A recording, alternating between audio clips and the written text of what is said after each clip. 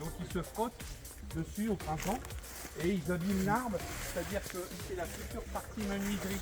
Vous savez ce que vous allez faire de beau, de joli chez vous, et ben c'est cette partie-là. Donc si elle est frottée étant jeune par un chevreuil, elle va diminuer de qualité.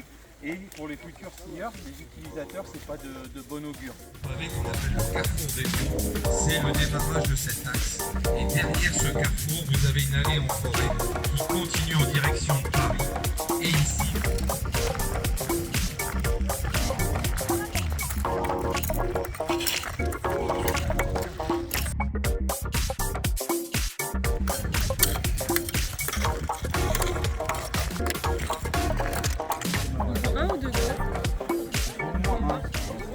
cervidés arrachent les écorces pour récupérer des oligo-éléments. Donc si vous leur laissez suffisamment de nature autour, ils vont avoir de quoi manger. C'est nous qui sommes chez eux, c'est pas eux qui sommes chez. Il faut penser à tout le monde en fait. Les feuilles, vous pouvez les laisser, les feuillages, les laisser tranquilles, ça va moisir, ça fera des oligo-éléments et de l'humus pour le futur arbre que vous avez là. Et petit à petit, on va enlever les grands. Alors vous voyez, ça s'appelle une futée jardinée parce que vous avez des arbres de toutes les tailles, de moyenne taille, de grande taille, et on va retirer petit à petit les arbres qui sont mûrs, on va laisser les moyens pousser, et ceux-là vont commencer à prendre la taille des moyens petit à petit. Et lui, il parle à son frangin qui est en face par ses racines.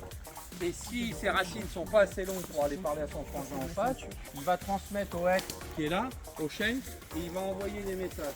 Alors un message, ça peut être un message d'alerte, c'est une attaque, maladie, une attaque de chevreuil, etc. Ils envoient ce genre de message.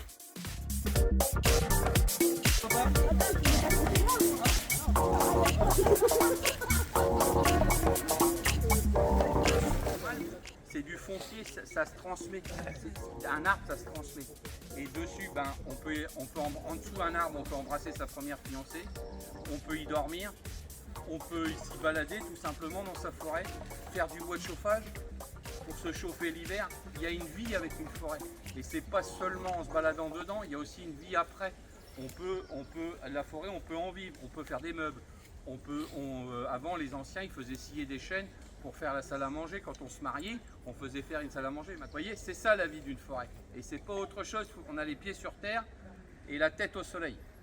Ok ? Et on vit et on réfléchit à ce qu'on fait.